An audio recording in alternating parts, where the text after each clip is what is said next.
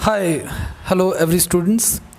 जो भी लोग देख रहे हैं और वैकेंसी से इंटरेस्टेड है उनके लिए काफ़ी इंपॉर्टेंट न्यूज़ आ गई है कि डीएसएसबी ने फ्रेश वैकेंसीज लॉन्च की हैं और ये दो तरीके से डिवाइडेड हैं। एक तो टीचिंग स्टाफ की वैकेंसीज़ हैं और एक नॉन टीचिंग स्टाफ की वैकेंसीज़ हैं।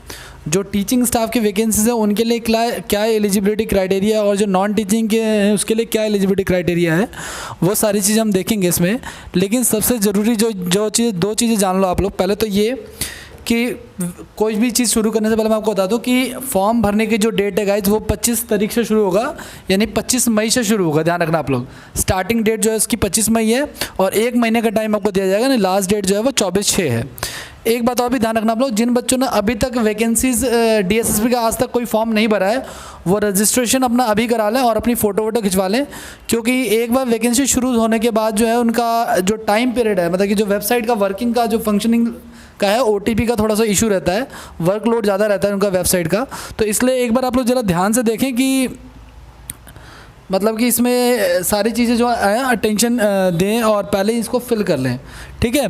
तो इसमें लास्ट डेट आप लोग 25 तारीख से आपको अलर्ट रहना और कोशिश करिए कि देखो कोई भी वैकेंसी डे 1 नहीं भरनी चाहिए और लास्ट डे तक भी वेट नहीं करना चाहिए। अगर आपका मान के चलो आप वैकेंसी शुरू हुई है तो कोई भी विदिन अ वीक अगर आप भर सकते हो तो भर दो। अगर उसका 1 महीने का टाइम है तो 1 महीने बाद 1 हफ्ते बाद ही आप उसको भर दो। और जिन बच्चों ने रजिस्ट्रेशन ना कराया है वो अभी रजिस्ट्रेशन कराएं, क्योंकि बाद में ओटीपी का इशू रहता है, बाद में रजिस्ट्रेशन नहीं होगा। सबसे ज़्यादा ज़रूरी यही बात है। और उसमें पोस्ट कार्ड साइज़ फ़ोटो लगती है गाइज, है ना, जो कि 6x4 की आई थिंक जो भी साइज़ होता है, मुझे आइडिया नहीं साइज़ का, वो उसमें लिखा होगा इंस्ट्रक्शन में, आप लोग उसको देख लेना, ठीक है। तो इसमें क्या क्या लिखा हुआ है भाई, इसकी जो फीस है गाइज, ठीक है ना, इसमें ध्यान रखना आप लोग 100 रुपये फीस है जनरल कैटेगरी के लिए, बाकी सभी के लिए SC ST PWD ex serviceman के लिए कोई फीस नहीं है। और पेमेंट जो होगा वो SBI के थ्रू होगा ऑनलाइन, ठीक है, डेबिट कार्ड और क्रेडिट कार्ड के थ्रू। डेट्स मैंने आपको बता दिए, 1 महीने का टाइम मिलेगा 25 मई से लेकर के 24 जून तक। आगे की बात करते हैं गाइज। भाई एज लिमिट जो है गाइज वो अलग अलग है। जो पोस्ट कोड है 33/21 से लेकर के 41/21 तक, उनके लिए तो कम से कम 32 साल मांगा हुआ है एज उन्होंने, ठीक है। इसमें पोस्ट कोड आपको भी दिख जाएगा।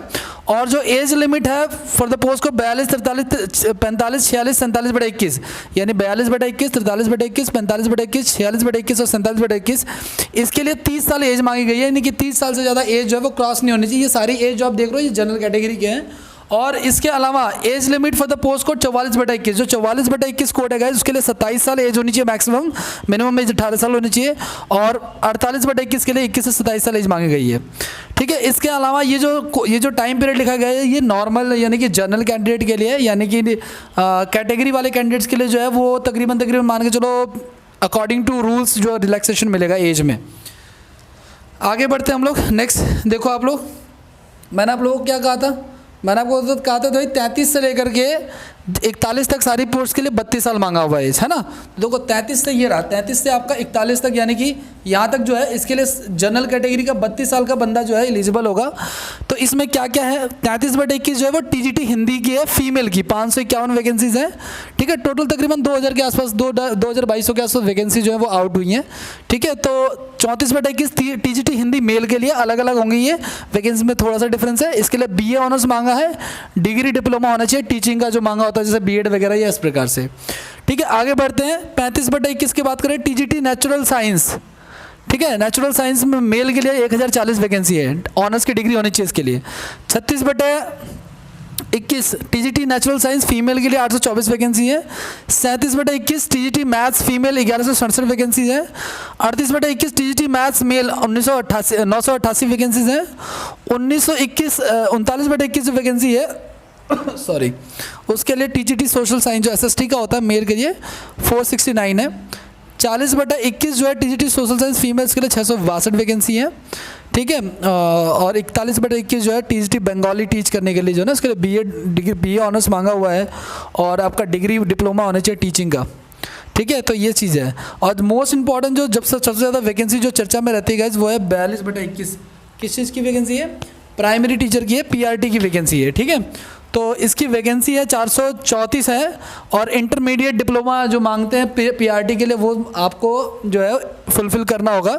और 42/21 जो है ना गाइस, देखो 41/21 के लिए तो डेट हम देखा था 32 साल, और 42 से लेकर के 47 के लिए है 30 साल, ठीक है ना। 42 से लेकर के 47 तक, ये जो वैकेंसी देख रहे हो ना, 42 से लेकर के 47 तक के लिए जो एज लिमिट है वो 30 साल है, और प्लस 5 ईयर्स आप ऊपर लेके चलो जो कैटेगरी के स्टूडेंट्स हैं उनके लिए, ठीक है, चाहे एक्स सर्विसमैन हो या कोई और हो।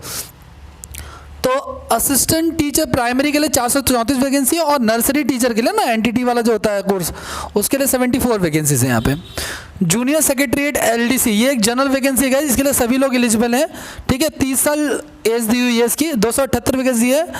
मैट्रिकुलेशन यानी कि 10th बेस पे है ये, ठीक है, मैट्रिक बेस पे, और टाइपिंग होनी चाहिए इस पर, ठीक है। 45/21 काउंसलर की पोस्ट है, 50 पोस्ट है, डिग्री होना चाहिए, ठीक है, और पीजी डिप्लोमा होना चाहिए, डिप्लोमा की डिग्री भी होनी चाहिए, ठीक है, डिप्लोमा कर रखा उसने, post graduate diploma, relevant discipline से, जिसके लिए भी मांगी हुई है इसके अंदर। 46/21 ये भी इंपॉर्टेंट है, ये दो वैकेंसी ये जनरल है जो सभी बच्चे भर सकते हैं, ठीक है। इस वैकेंसी में उन्होंने 10th मांगा हुआ है, और टाइपिंग स्पीड वो तो आप बाद में तैयारी करोगे। और हेड क्लर्क के लिए गाइस जो कि ग्रेड 4 दास होता है, एनी डिग्री होना चाहिए और कंप्यूटर की नॉलेज होनी चाहिए। ग्रेड 4 दास की वैकेंसी है, इसके लिए भी आप लोग एलिजिबल हो, इसके लिए 12 वैकेंसीज आउट हुई हैं। ये सारी वैकेंसीज है, मतलब कि कैटेगरी का भी मिला करके और जनरल के लिए भी मिला करके सारी चीज़ों के लिए ही, ठीक है। असिस्टेंट टीचर प्राइमरी की अगर हम बात करें, ठीक है, तो असिस्टेंट टीचर प्राइमरी के लिए गाइज 120 वैकेंसी है यहाँ पे, 47वां नंबर जो है वैकेंसी, 120 वैकेंसी है। और एक और जो जनरल वैकेंसी है, इसके लिए भी काफ़ी सारा टाइम इन्होंने दे रखा था शायद, पटवारी है ना, कोई भी डिग्री होनी चाहिए, बैचलर डिग्री कोई भी है, वो पटवारी के पोस्ट के लिए एलिजिबल होगा। सिलेबस में जो उसके मैथ्स पूछी जाती है गाइज, वो शायद 10+2 वाली मैथ्स पूछी जाती है। 48/21 के लिए कोड होना चाहिए गाइज, 27 साल एज होनी चाहिए। अगर 27 साल एज है तो आप पटवारी के पोस्ट के लिए एलिजिबल हो। पोस्ट कम है लेकिन काफ़ी बढ़िया पोस्ट है और काफ़ी पावरफुल पोस्ट होती है। आपको पता ही है पटवारी के क्या क्या बेनिफिट्स होते हैं आपको, है ना। हम करें कोई ऐसी पढ़ाई जिससे घर में आय कमाई वाली सिचुएशन हो जाती है इसमें, ठीक है। और 25 तारीख से लिंक्स जो हैं वो ओपन हो जाएंगे dssp.online.nic.in पे। मैं पहले ही बोल रहा हूँ आप लोगों को कि अगर आप एलिजिबल नहीं हैं, अगर आपने पहले फॉर्म नहीं भरा है, तो आप पहले ही रजिस्ट्रेशन करा लो, क्योंकि बाद में आपको OTP नहीं मिलेगा। तो कई बच्चे बोलते हैं कि सर OTP नहीं आ रहा है, क्या करें। तो उस केस में आपको रात को 12 बजे जग करके भी मेहनत करनी पड़ेगी, फॉर्म भरना पड़ेगा। तो सारी चीज़ें पहले से एक्वायर कर लो, जिन्होंने रजिस्ट्रेशन ना कराया वो अभी रजिस्ट्रेशन करा लें, ठीक है। और बाद में इसको जो है वेट ना करें बाद की चीज़ों का, ठीक है। तो ये सारी डिटेल्स थी। टोटल नंबर ऑफ वैकेंसीज की अगर हम बात करें गाइस, तो टोटल नंबर ऑफ वैकेंसीज आ जाएंगे तकरीबन आपकी 2000 के आसपास, ठीक है। 2000 से बल्कि ज़्यादा वैकेंसीज हैं यहाँ पे, 2000 से भी ज़्यादा वैकेंसीज हैं, ठीक है। 3000-4000 के आसपास वैकेंसीज आई हुई हैं, टीचिंग और नॉन टीचिंग दोनों के मिला करके। जो जनरल वाले बच्चे हैं उनको 3 पोस्ट के लिए एलिजिबल हैं। एक तो ये 47/21 के लिए एलिजिबल हैं वो लोग, ठीक है। मैं आपको दिखा देता हूँ, 47/21 कह रहा हूँ, सॉरी। जो जनरल कैटेगरी के बच्चे हैं वो एलिजिबल है गाइज। ये तो जूनियर सेक्रेटरीट 44/21 के लिए एलिजिबल है, 46/21 के लिए एलिजिबल है, और ये पटवारी के लिए एलिजिबल है जिनकी ग्रेजुएशन हो गई है, ठीक है ना। तो ये जो हेड क्लर्क है गाइज, इसके लिए भी डिग्री मांगी हुई है, ये भी ग्रेजुएशन बेस पे है, ये भी ग्रेजुएशन बेस पे, और ये नॉन ग्रेजुएट बेस पे, 10th बेस पे, ठीक है, टाइपिंग के लिए। तो इसी के साथ हम लोग का ये सारा का सारा था DSSB की वैकेंसी के रिगार्डिंग, ठीक है। अगली जो वैकेंसीज आएंगी वो मैं आपको अपडेट करता रहूँगा। इस वीडियो को आप लोग शेयर करो ताकि वो फ्रेंड्स आपके भर सकें जो कि एलिजिबल हैं, चाहे वो किसी भी राज्य से हैं वो भर सकते हैं। लेकिन वही है, ध्यान रखना आप लोग कि DSSB में बाहर के राज्यों का कोटा नहीं चलता, यानी कि अगर कोई अन्य राज्य का SC कैटेगरी का स्टूडेंट है तो वो यहाँ पे जनरल काउंट होगा, ये भी ध्यान रखिएगा आप लोग, ठीक है ना। लोगों को लगता है कि दिल्ली में सबका काउंट होता है, नहीं, ऐसा नहीं होता है। दिल्ली का जो DSSB का बोर्ड है वो दिल्ली का राज्य का बोर्ड है अपना, और उसमें जो एलिजिबिलिटी होती है उसमें बाहर राज्य वाले, ठीक उसी प्रकार से जैसे आप UP का फॉर्म भरते हैं तो बाहर वाले जो भरते हैं फॉर्म वो फिर अयोग्य साबित हो जाते हैं, ठीक है ना। मतलब SC कैटेगरी के नहीं रहते हैं या कैटेगरी वाइज उनका नहीं मिलता बेनिफिट। तो ये सारी चीज़ें होती हैं। तो इसको ये रोकते हैं, मिलते हैं अगली वैकेंसी में। जैसे अपडेट आएगा आपको अपडेट करता रहूँगा। वीडियो को आप लोग शेयर जरूर करना आप लोगों, और एक लाइक बटन देना, ताकि लाइक बटन प्रेस कर देना ताकि हम अगली वीडियो बनाने के लिए मोटिवेट होते रहें, ठीक है। पढ़ते रहिए आप लोग, और आपको लेक्चर्स तो मिल ही रहे हैं डेली स्टैटिक जीके के, उसको भी शेयर करते रहिए अपने फ्रेंड्स के साथ, ताकि आप लोग भी देखिए, उसके प्रॉपर नोट्स बनाइए ताकि उसका बेनिफिट आपको मिल सके। तो thank you so much guys for being with us, thank you. और एक चीज़ और भी, अनाउंसमेंट भी है, मैं बार बार कह रहा हूँ आप लोगों को कि टेक्स्ट बुक से आप लोग टेस्ट खरीद करके जो ना टेस्ट अटैम्प्ट करने की कोशिश कीजिए।